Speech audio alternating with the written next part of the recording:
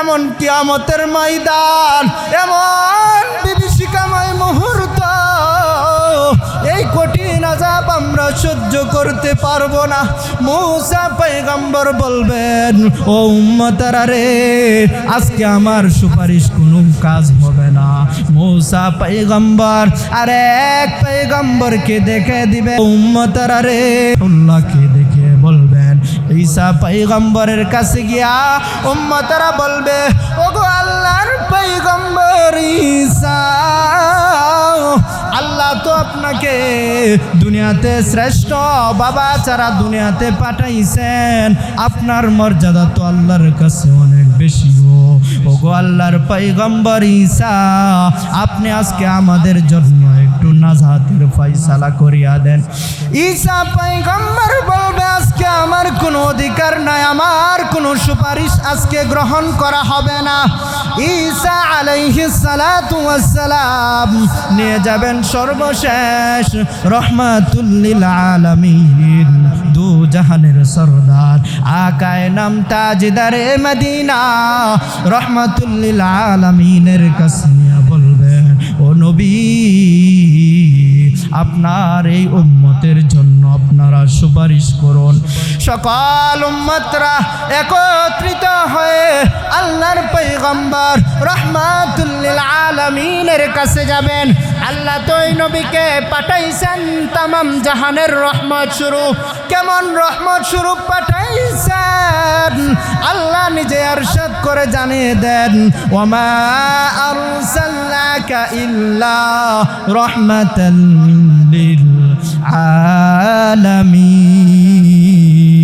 আলামিন। আল্লাহ বলেন, ও দুনিয়ার মানুষ, আরে তোমরা শুনে রাখো, আমি আমার প্যারা হাবিবকে এই বিশ্ববাসীর জন্য রহমত করে পাঠাইছি। কেমন রহমত করে পাঠাইছেন একটু খেয়াল করে শুনুন। ও যুবক ভাইয়েরা, বৃদ্ধ বাবাজিরা, মনের কানটা লাগায় শুনুন, কেমন রহমত করে পাঠাইছেন। হাদিসের মধ্যে এসেছে, লিকুল্লি নাবিয়্যিন মুস্তাজাবুদ দাওয়া, প্রত্যেক নবীকে আল্লাহ তাআলা একে একটি বৈশিষ্ট্য দিয়ে তৈরি করেছেন।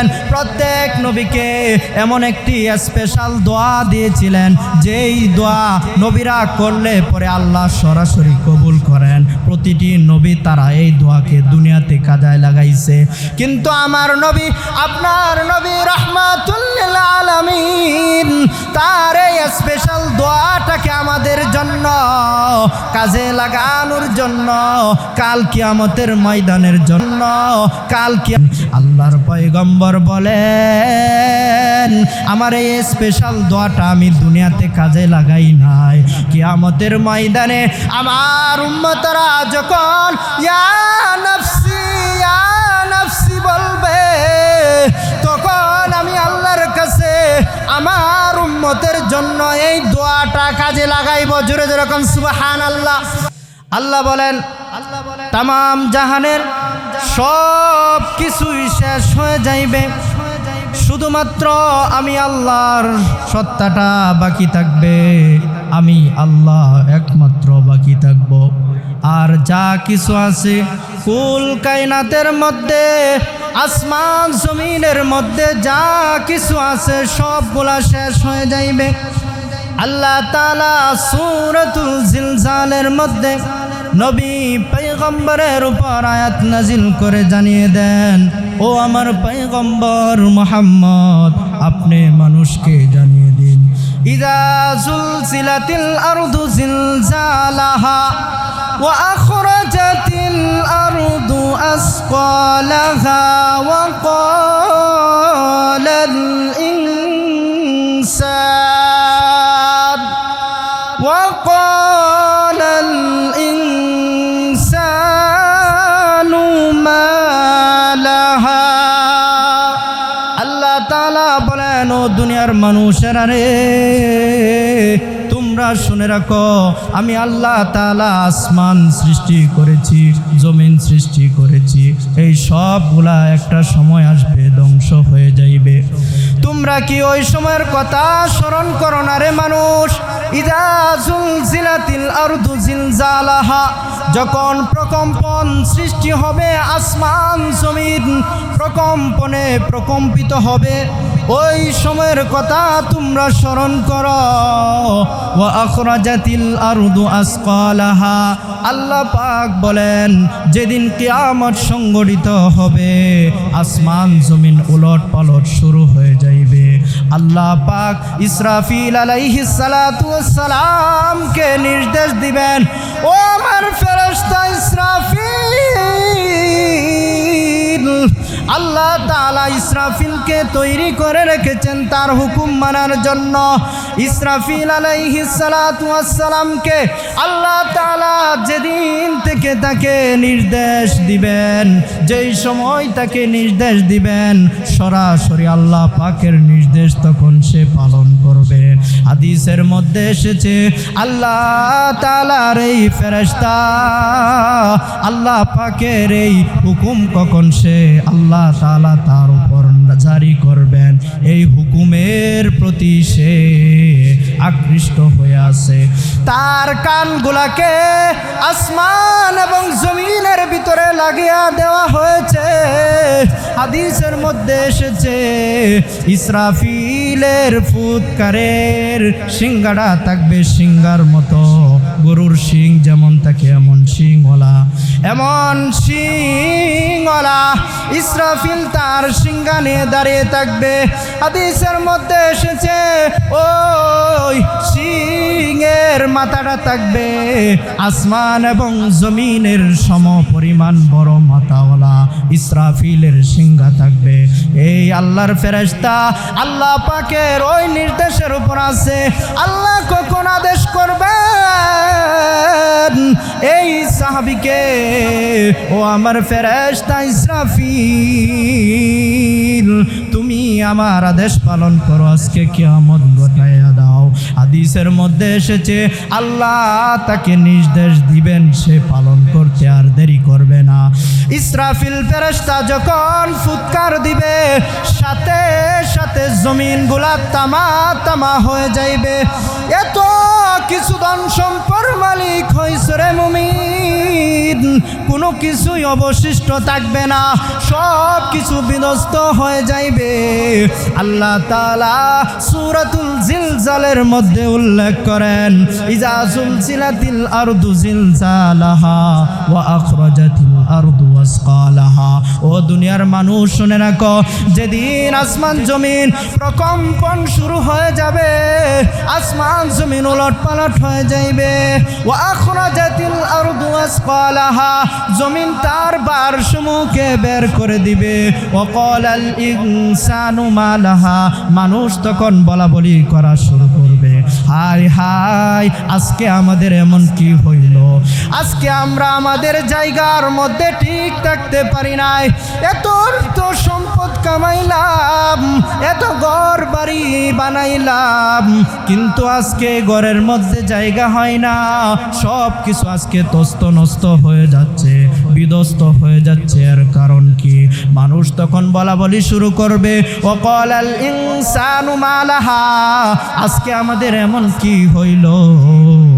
ওয়াকালাল ইনসানু মা লাহা, আল্লাহ বলেন ইয়াউমা ইযিন তুহাদ্দিসু আখবারাহা, জমিন তার ভারসাম্যগুলোকে তার বিভ্রান্ত সেদিন পেশ করবে। ওয়াকালাল ইনসানু মা লাহা ইয়াউমা ইযিন তুহাদ্দিসু আখবারাহা বিআন্না রাব্বাকা আওহা লাহা, আল্লাহ বলবেন জমিনকে আমি আদেশ দিয়েছি, সে তার বৃত্তান্ত আজকে সবগুলা তোমাদের সম্মুখে পেশ করবে। বিআন্না রাব্বাকা আও বিআন্না ইয়াউমাইযি ইয়াসদুরুন নাসু আশতাতা, আল্লাহ বলেন যেদিন কিয়ামত সংগঠিত হবে রে। ওই দিন মানুষ দলে দলে একত্রিত হবে। ইয়াউমাইযিন তুহাদ্দিসু আখবারহা বিআন্না রাব্বাকা আওহা লাহা ইয়াউমাইযি ইয়াসদুরুন নাসু আশতাতা লিউরাউ আমালাহু বিআন্না রাব্বাকা। বলেন কিয়ামতের মাঠ কায়েম হয়ে যাইবে। কিয়ামতের মাঠ এমন ভয়াবহ হবে, এমন বিভীষিকাময় মুহূর্তে সকল মানুষ ইয়া নাফসি ইয়া নাফসি বলতে থাকবে। আল্লাহ তাআলার এক আয়াতের মধ্যে জানিয়ে দেন কেমন ভয়ঙ্কর হবে কিয়ামতের মাঠ।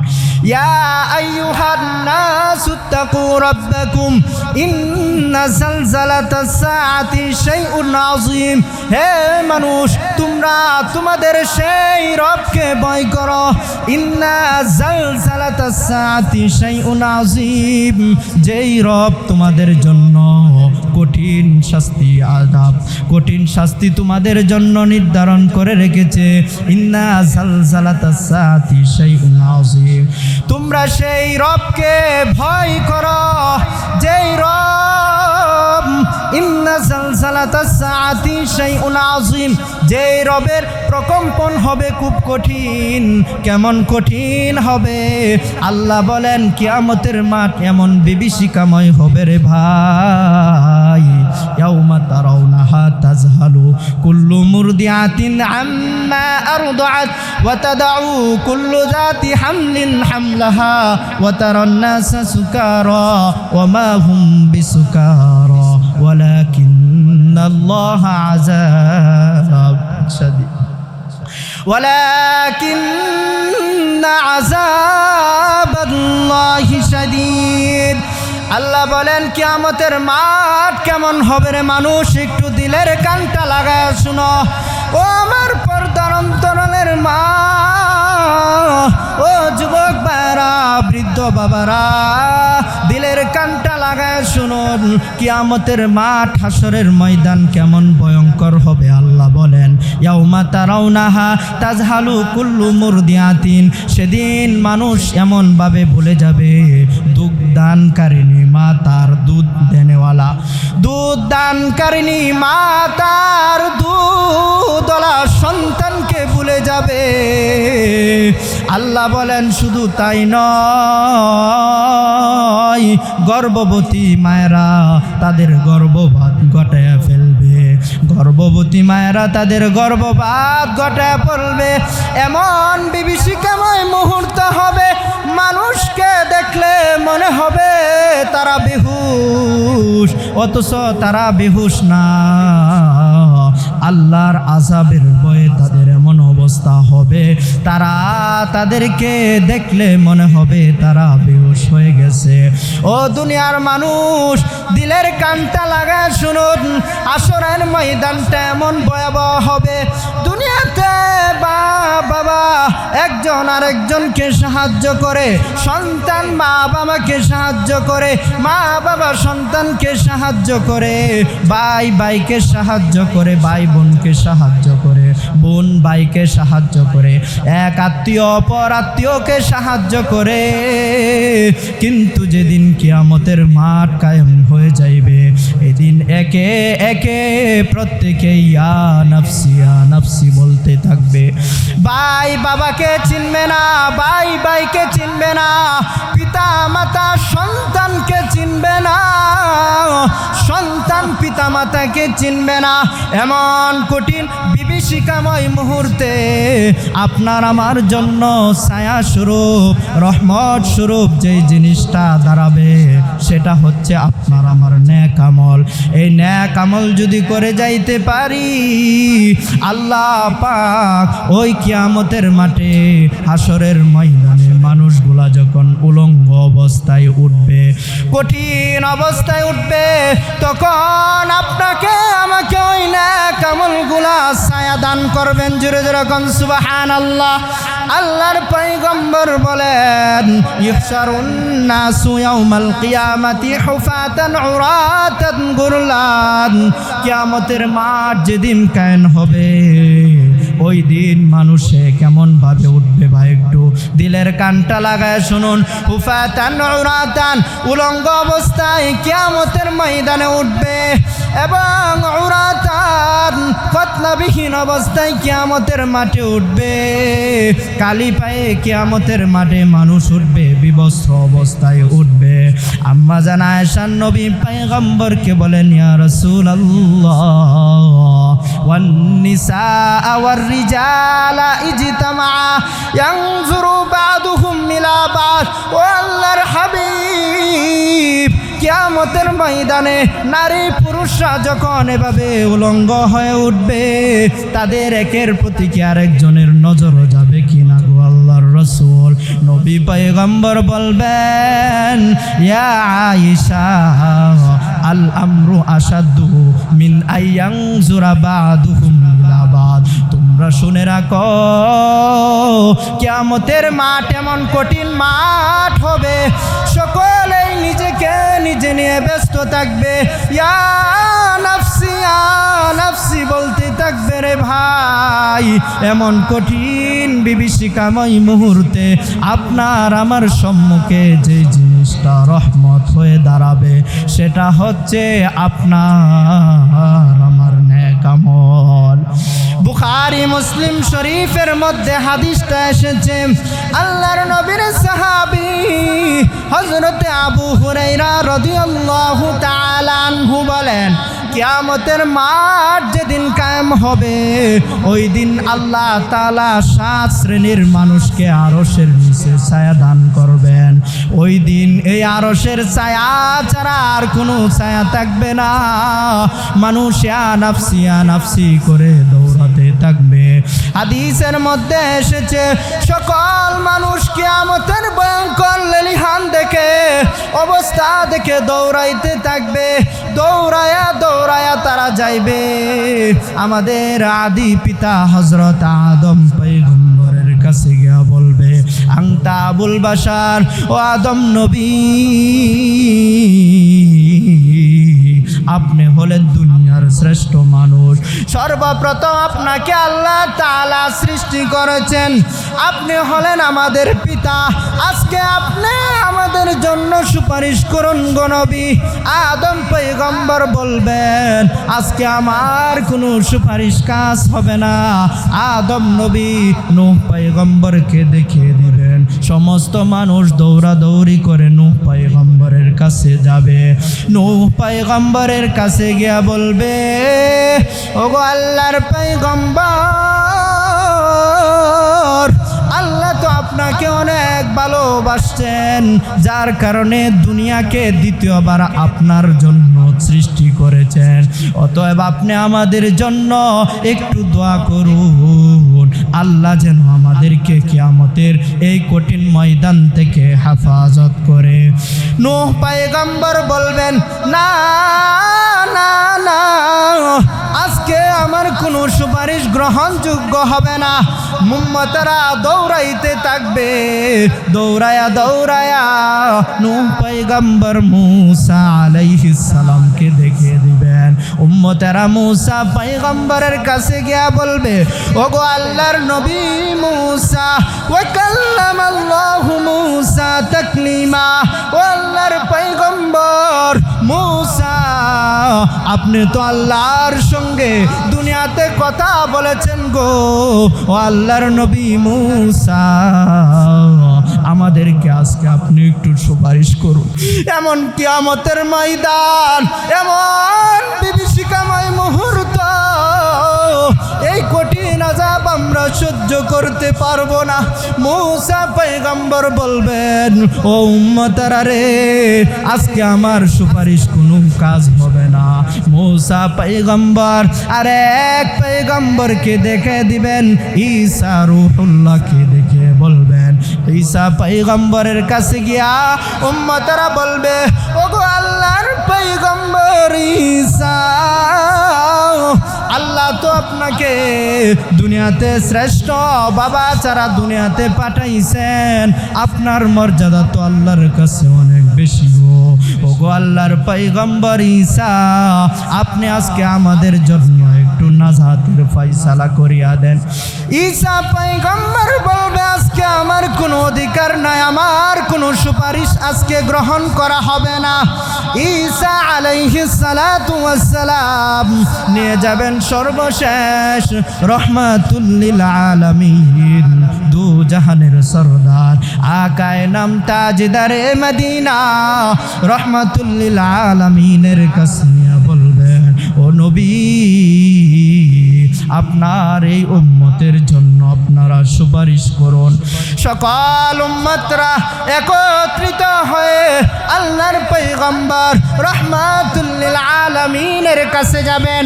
আল্লাহ তো এই নবীকে পাঠাইছেন তামাম জাহানের রহমত স্বরূপ। কেমন রহমত স্বরূপ পাঠাইছেন আল্লাহ নিজে ইরশাদ করে জানিয়ে দেন, ওয়ামা আরসালনাকা ইল্লা রাহমাতাল লিল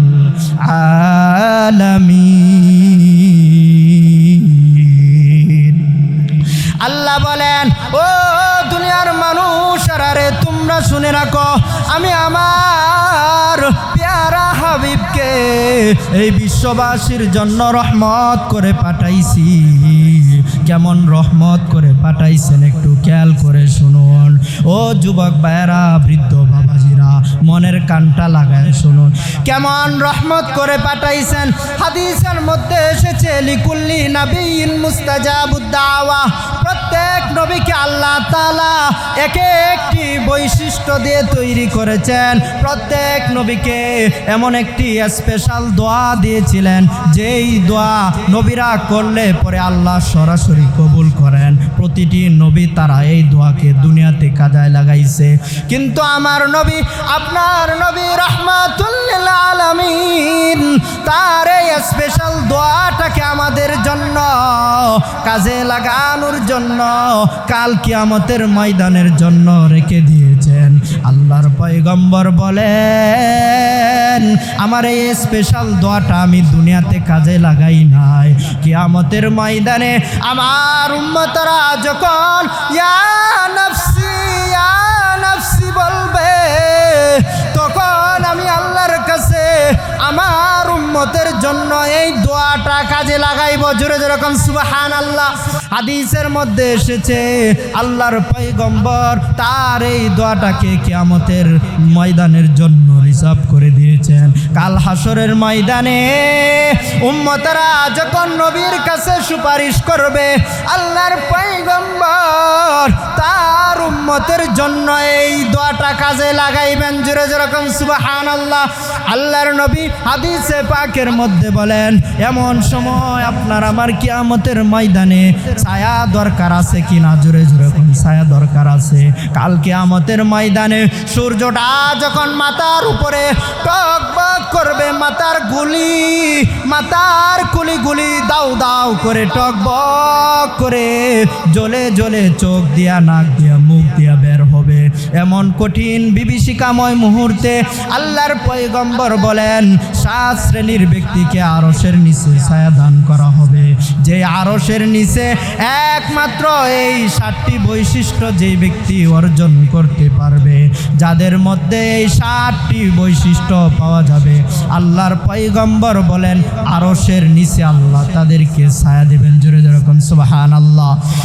1 নাম্বার আল্লাহর হাবিব বলেন, আল ইমামুল আদিল, ন্যায়পরায়ণ বাদশাহ। কোনো রাজা বাদশাহ যদি সে ন্যায়পরায়ণ হইতে পারে, নিজের উপর জুলুম না করে, প্রজাদের উপর জুলুম না করে সঠিকভাবে দেশ চালায়, দেশ চালানোর ক্ষেত্রে কোনো প্রজার উপর, কোনো মানুষের উপর যদি অত্যাচার না করে, সঠিকভাবে আল্লাহর রসুলের হুকুম মতো সামাজিক কারখানা চালায়, দুনিয়া চালায়, রাজনীতি চালায়, আল্লাহ বলেন এমন রাজার জন্য কাল কিয়ামতের ময়দানে আরশের নিচে ছায়া দেওয়া হবে। 2 নাম্বার আল্লাহর হাবিব বলেন, ওয়াশাবুন নাশা ফি ইবাদাতি রাব্বি। ও যুবক ভাই, দিলের কানটা লাগায় শুনো। আল্লাহর হাবিব বলেন, কাল কিয়ামতের ময়দানে ওই যুবকদেরকে আরশের নিচে ছায়া দান করা হবে যারা তারা তাদের যৌবনকালটাকে আল্লাহর ইবাদতের মধ্যে লাগাইছে।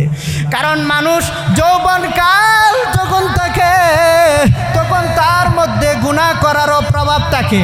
তখন সে যখন গুনাহ না করে, অশ্লীল না করে, অশ্লীল কাজ বেহায়াপনায় মধ্যে নিযুক্ত না হয়ে আল্লাহর ডাকে সাড়া দেয়, আল্লাহর হুকুমগুলাকে মানে আল্লাহ পাকের ইবাদতের মধ্যে লিপ্ত থাকে, নবী পয়গম্বর জানিয়ে দেন এবং যুবকদেরকে আল্লাহ তাআলা আরশের নিচে ছায়া দান করবেন। 2-3 নাম্বার আল্লাহর হাবিব বলেন ওয়া রাজুলুন মুআল্লাকুন ফিল মাসাজিদ, কিয়ামতের ময়দানে হাসরের মাঠে বিভীষিকাময় মুহূর্তে আল্লাহ তাআলা তৃতীয় ওই ব্যক্তিকে আরশের নিচে ছায়া দান করবেন। যেদিন এই ছায়া ছাড়া আর ছায়া থাকবে না, সেই তৃতীয় ব্যক্তিটা হলো যার দিল মসজিদের সাথে সম্পৃক্ত থাকে, মসজিদের মধ্যে যার মন সর্বদাই লেগে থাকে, প্রয়োজনের খাতিরে বাহিরে বের হয়।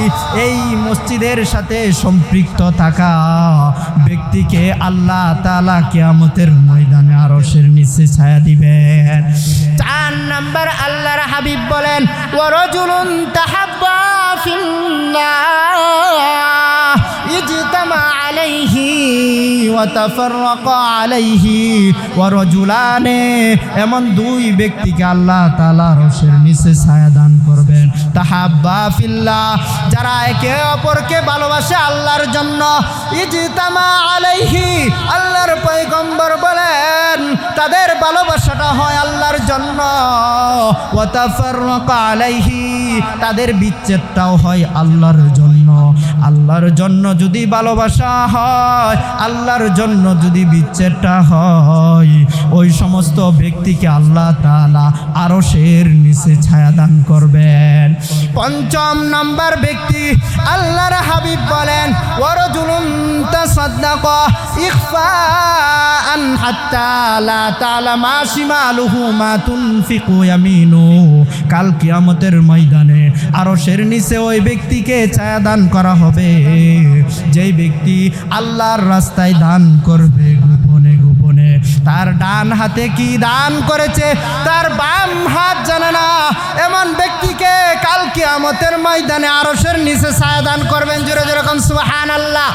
6 নম্বর আল্লাহর হাবিব বলেন ওয়া রাজুলুন দাআতহু কুল্লু জাতি মানসুবিন ইন্নী আখাফুল্লাহ রাব্বি, আল্লাহর হাবিব বলেন 6 নম্বর ওই ব্যক্তিকে কিয়ামতের ময়দানে আল্লাহ তাআলা আরশের নিচে ছায়া দান করবেন যেই ব্যক্তিকে কোনো সুন্দরী রমণী তাকে অশ্লীল কাজের জন্য আহ্বান করে, কিন্তু ওই ব্যক্তি বলে ক্বালা ইন্নী আখাফুল্লাহ, আমার রব আমি একমাত্র আল্লাহকে ভয় করি।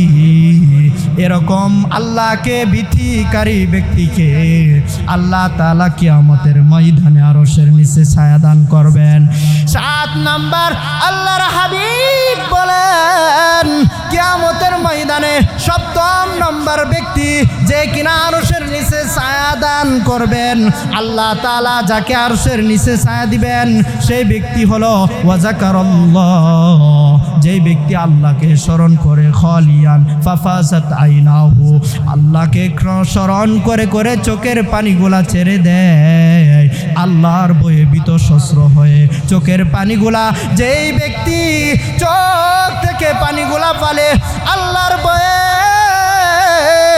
আল্লাহ বলেন আমার ভয়ে যেই চক্ষু ক্রন্দন করবে, কাল কিয়ামতের ময়দান আরশের মাঠ যখন কায়েম হবে, আমার ভয়ে যেই ব্যক্তি তার চোখের পানিগুলা ফালাইবে, আল্লাহর পয়গম্বর জানিয়ে দেন এমন কান্নাওয়ালা চোখওয়ালা ব্যক্তিকে আল্লাহ তাআলা আরশের নিচে ছায়া দান করবেন। আল্লাহ তাআলা নবী পয়গম্বরকে জানিয়ে দেন আল কারিয়াতু মাল কারিয়া ওয়া মা আদরাকা মাল কারিয়া, ও নবী পয়গম্বর, আপনি কি জানেন করিয়া এটা কি মহাপ্রলয় অর্থাৎ কিয়ামত? ওয়াল করিয়া ওমা আদরাকা মাল করিয়া। ও নবী পয়গম্বর, আপনি জানেন কি করিয়া এটা কেমন জিনিস? ওমা আদরাকা মাল করিয়া ইয়াউমা ইয়াকুনুন নাসু কাল ফারাশিল মাবসুত। করিয়া হলো এটা এমন জিনিস, কিয়ামত। করিয়া বলতে বোঝানো হয় কিয়ামত, কিয়ামতের মাঠ যেদিন কায়েম হবে। ইয়াউমা ইয়াকুনুন নাসু কাল ফারাশিল মাবসুস। আল্লাহ বলেন কিয়ামতের মাঠে মানুষগুলা পতঙ্গের ন্যায় বিচ্ছিন্ন হয়ে জড়াও হয়ে যাইবে। ইয়াউমা ইয়াকুনুন নাসু কাল ফারাশিল মাবসুস ওয়া তাকুনুল জিবালু কাল ইহনিল মানফুশ। পাহাড়গুলা ধুলায় দূষিত হয়ে যাইবে। ওয়া তাকুনুল জিবালু কাল ইহনিল মানফুশ ফাআম্মা মান সাকুলাত মাওয়াজিনু ফাহুয়া ফি ঈশাতির রাদিয়া। আল্লাহ বলবেন কিয়ামতের মাঠে বান্দার আমলনামাকে ওজন করা হবে, দাড়িপাল্লা দণ্ডায়মান করা হবে। যে দাড়িপাল্লার মধ্যে যার আমলনামা বেশি হবে, আমলনামার দাড়িপাল্লা ভারী হবে। ফাহুয়া ফি ঈশাতির রাদিয়া। আল্লাহ বলেন সে সন্তোষবাজক জীবনযাপন করবে। জোরে জোরে কোন সুবহানাল্লাহ। জোরে আল্লাহ জানিয়ে দেন কিয়ামতের মাঠে বান্দার আমলনামা যখন ওজন করা হবে, ওয়া আম্মা মান খাফাত মাওয়াজিনুহু ফাউম্মুহু হাওিয়া। যে বান্দার আমলনামার দাড়িপাল্লাগুলা হালকা হবে, ফাউম্মুহু হাওিয়া, তার ঠিকানা হবে হাওিয়া। আল্লাহ নবী পয়গম্বরকে জানিয়ে দেন ওমা আদরাকা মা হিয়া। ও আমার পেয়ারা হাবিব, আপনি কি জানেন নাকি হাওিয়া এটা কি জিনিস? নারুন হামিয়া। এটা হাওিয়া হলো এমন জাহান্নাম, যেই জাহান্নামের মধ্যে আগুন দাউ দাউ করে জ্বলবে। জোরে জোরে কোন নাউজুবিল্লাহ। এমন কঠিন বিভীষিকাময় মুহূর্তে আপনার আমার জন্য যেই জিনিসটা ছায়া হয়ে দাঁড়াইবে, যেই জিনিসটা আপনাকে আমাকে হেফাজত করবে, সেটা হচ্ছে আপনার আমার নেক আমল। সেটা হচ্ছে কি? আপনার আমার নেক আমল। ও মা বোনরা, মনের কানটা লাগায় শুনুন, দিলের কানটা একটু লাগায় শুনুন। আল্লাহর হাবিব যখন মেরাজের রজনীতে উপরে যায়, আল্লাহর হাবিবকে জান্নাত দেখানো হয়, জাহান্নাম দেখানো হয়। সেখানে এক ধরনের শ্রেণীর লোকদের পয়গম্বর বলেন জান্নাত দেখানো হয়। জান্নাতের দরজা গুলা খুলে দেখি আমি জান্নাতের অধিকাংশ অধিবাসী হলো তারা যারা গরিব সমাজের লোক। জোরে যেরকম সুবহানাল্লাহ। আল্লাহর পয়গম্বরকে যখন জাহান্নাম দেখানো হয়, জাহান্নাম দেখানোর পর সেখানে দেখি আল্লাহর পয়গম্বর, সেখানের অধিকাংশ অধিবাসী হলো নারী সমাজ। আল্লাহর পয়গম্বর দেখেন এমন অবস্থায় নারীদেরকে শাস্তি দেওয়া হচ্ছে। একবার নবী কন্যা ফাতেমা হযরত আলী আল্লাহর হাবিবের কাছে সৌজন্যে সাক্ষাতের জন্য গিয়েছিলেন। কে দেখেন আল্লাহর হাবিবের চোখ দিয়ে পানি পড়তেছে। আলী রাদিয়াল্লাহু তাআলা আনহু নবীকে কান্নার কারণ জিজ্ঞাসা করলে নবী পয়গম্বর জানিয়ে দেন মেরাজের রজনীতে আমি যখন উপরে যাই আমাকে জাহান্নাম দেখানো হয়। জাহান্নামের অধিকাংশ অধিবাসী আমি দেখি নারী সমাজ। ও আম্মা জানরা, দিলের কানটা লাগায় শুনুন, নারী সমাজ হওয়ার কারণ কি? আল্লাহর নবী কন্যা ফাতেমা জানিয়ে দেন। আল্লাহর নবী কন্যা ফাতেমা নবীকে জিজ্ঞাসা করেন আব্বাজান, জাহান্নামী নারী সমাজ বেশি হওয়ার কারণ কি? নবী পয়গম্বর বলেন তুকসিরুল লানা ওয়া তাকফুরুল আশিরা। কারণ নারীরা দুইটি কাজ করে, তারা স্বামীকে বেশি বেশি অভিশাপ দেয়, স্বামীর প্রতি অকৃতজ্ঞতা জ্ঞাপন করে। এই দুই কারণে তারা গুনাহ জাহান্নামী বেশি হবে। আল্লামা হাফেজ যাহাবী রহমাতুল্লাহি আলাইহি তার প্রসিদ্ধ কিতাব আল কাবায়েরের মধ্যে উল্লেখ করেছেন, নারীদের 6 কারণে সাধারণত শাস্তি দেয়। 6 কারণের শাস্তি। 1 নম্বর বলেন, আল্লাহর পয়গম্বরকে যখন জাহান্নাম দেখানো হয়, সেখানে এক ধরনের নারী সমাজকে দেখানো হয় যাদের চুলগুলাকে উপরে চুলে শাস্তি দেওয়া হচ্ছে। নবী জানিয়ে দেন, এরা হলো দুনিয়ার ওই সমস্ত নারী সমাজ যাদেরকে কাপড় দেওয়া সত্ত্বেও, কাপড় থাকা সত্ত্বেও তারা মাথার উপর কোনো কাপড় ব্যবহার করে নাই। কাল কিয়ামতের ময়দানে তাদেরকে মাথার উপর ঝুলে এভাবে শাস্তি দেওয়া হবে। জোরে জোরে কোন নাউজুবিল্লাহ। আল্লাহর পয়গম্বরকে দেখানো হয় আরেক শ্রেণীর নারী যাদেরকে জিহ্বা উপরের দিকে ঝুলন্ত অবস্থায় শাস্তি দেওয়া হচ্ছে।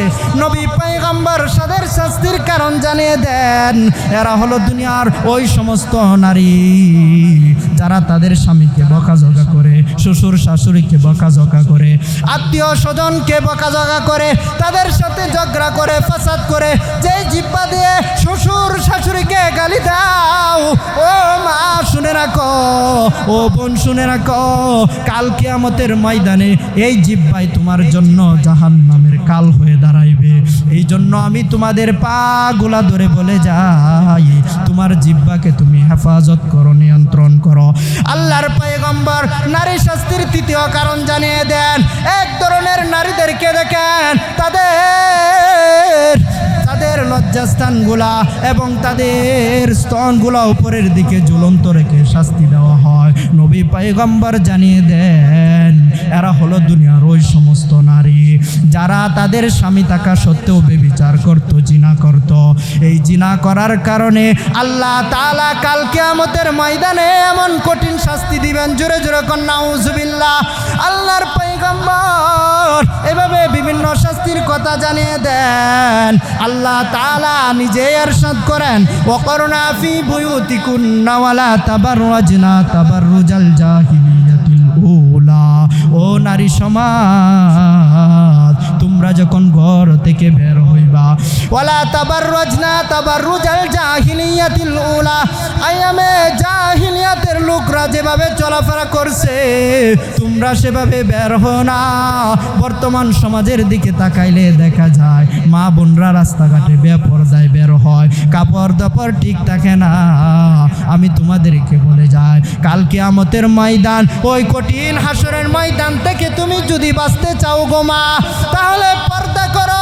এই পর্দার বিধান আল্লাহ শুধু আমাদের উপর ফরজ করে দেন নাই, বরং নবী পয়গম্বর থেকে আনেওয়ালা যত উম্মত আছে সকলকে উল্লেখ করে আল্লাহ তাআলা তার পেয়ারা হাবিবের কাছে আয়াত নাজিল করে জানিয়ে দেন, ইয়া আইয়ুহান নাবিয়্যু কুল লি আসওয়াজিকা ওয়া বানাতিকা ওয়া নিসাইল মুমিনিন। ও আমার পয়গম্বর, আপনি আপনার সন্তানদেরকে, আপনার কন্যাদেরকে, আপনার স্ত্রীদেরকে এবং সকল মুমিন নারীদেরকে জানিয়ে দেন, ইদুনিনা আলাইহিন্না মিন জালাবিবিহিন্না, তারা যেন তাদের চাদরের কিয়দংশ নিজেদের উপর ডেকে নেয়।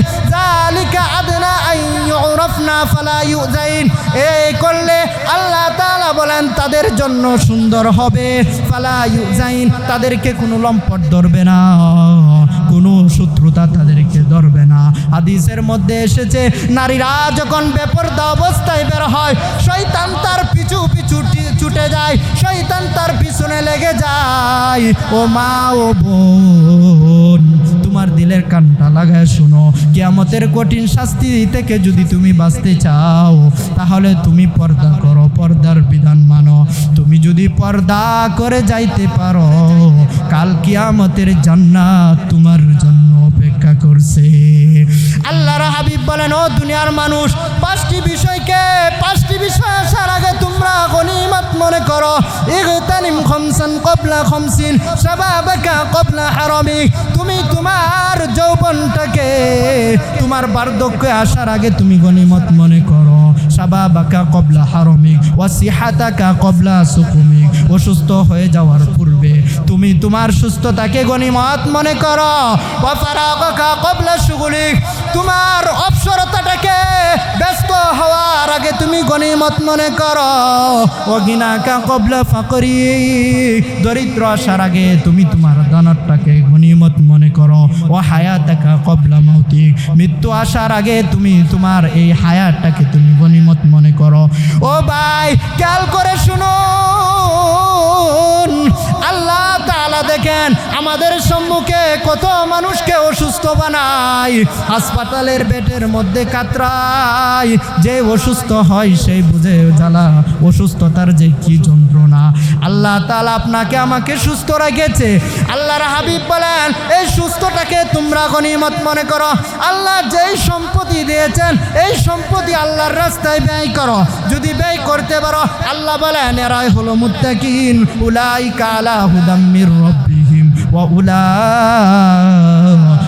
হুমুল মুফলিহুন, এরাই হলো হেদায়েতের উপর এবং আমার এই সমস্ত বান্দাবান্দির হলো সফল কাম। আল্লাহর পয়গম্বর জানিয়ে দেন ও হায়াতাকা ক্বাবলা মাউতিক, মৃত্যু আসার আগে তুমি তোমার এই যৌবনটাকে, তোমার এই হায়াতটাকে গনিমত মনে করো। ও ভাই একটুকু কখনো খেয়াল করেছেন কিয়ামতের মাঠ যখন কায়েম হবে, একজন আর একজনকে একটি নেকির জন্য তল্লাশ করতে থাকবে। কেউ কাউকে কোনো নেকি দিবে না। বাবা ছেলেকে চিনবে না, ছেলে মাকে চিনবে না, সন্তান ভাইকে চিনবে না। এক কথায় কেউ কাউকে তখন চিনবে না। এমন বিভীষিকাময় মুহূর্তে আপনাকে আমাকে যেটা নাজাতের জরিয়া হিসাবে আপনার আমার সামনে আসবে, সেটা হলো আপনার আমার নেক আমল। আল্লাহ জানিয়ে দেন ফাআম্মা মান সাকুলাত মাওয়াজিনুহু ফাহুয়া ফি আইশাতির রাদিয়া, আমার যেই বান্দার নেক আমলগুলা দাড়ি পাল্লাই বাড়ি হবে, আমি আল্লাহ তাকে জান্নাত দিয়ে দিব। ওয়া আম্মা মান খাফাত মাওয়াজিনুহু ফাউম্মুহু আওিয়া, আর আমার যে সমস্ত বান্দা বান্দির নেক আমলগুলা হালকা হবে রে, আমি সেই সমস্ত আমার বান্দা বান্দিকে জাহান্নামে দিব। কেমন জাহান্নাম? আল্লাহ বলেন নারুন হামিয়া, যেই জাহান্নামের অগ্নিগুলা দাও দাও করে জ্বলতে হবে, দাও দাও করে জ্বলবে। এমন জাহান্নাম থেকে যদি আপনি আমি বাঁচতে চাই, তাহলে আল্লাহ পাকের বিধানকে সঠিকভাবে পালন করতে হবে। নবী পয়গম্বর জানিয়ে দেন ও দুনিয়ার মানুষ, তোমাদের মৃত্যু হওয়ার পর সর্বপ্রথম তোমাদের যে জিনিসের হিসাব নেওয়া হবে সেটা হচ্ছে তোমাদের নামাজ।